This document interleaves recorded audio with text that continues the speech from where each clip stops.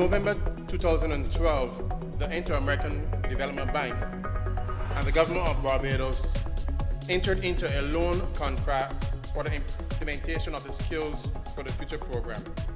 In particular, the program is aimed at expanding opportunities for demand-driven training and skills certification by supporting the implementation of a national qualifications framework.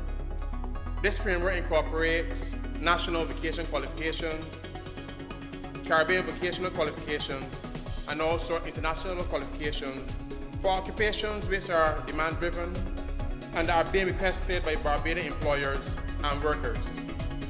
In familiarizing myself with the process, I was then able to develop an effective system that aided me in functioning in this overall experience.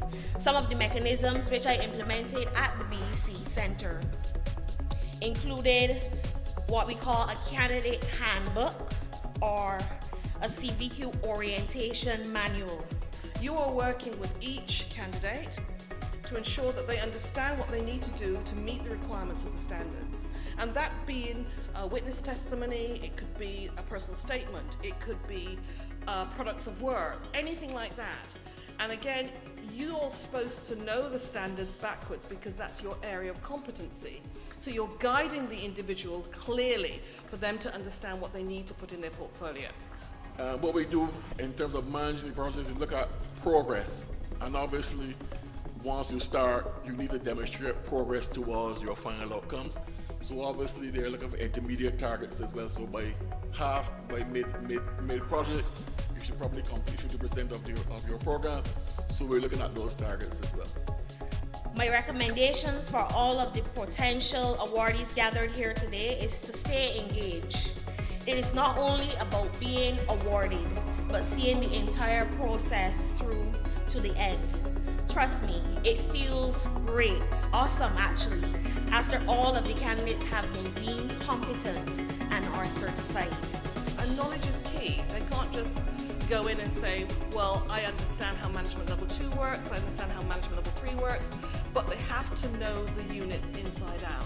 Because as an assessor, when you go in to observe somebody, you have to be able to say, well, I'm going to observe today health and safety, but you know what? Something else happened. That's provide leadership in your area of responsibility. Oh, something else happens. That's manage self. Something else happens. That's implement plain or implement changes. So you have to be able to know your plan, your units so well that you can adapt and be flexible.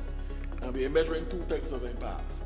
The impact on the firm itself, in terms of the employee institution, and the impact on the employee in terms of the effect on them. So an example, as we said before, if one of your objectives was to boost your sales by whatever 10%, that's the impact of the firm. You need to be able to measure that impact going forward in terms of how your sales will have improved after training is completed. Be open-minded. Communication is key with candidates, partners, assessors, CBTF, and the TVET Council. And finally, ensure that everyone has the same end game. That is success and certification.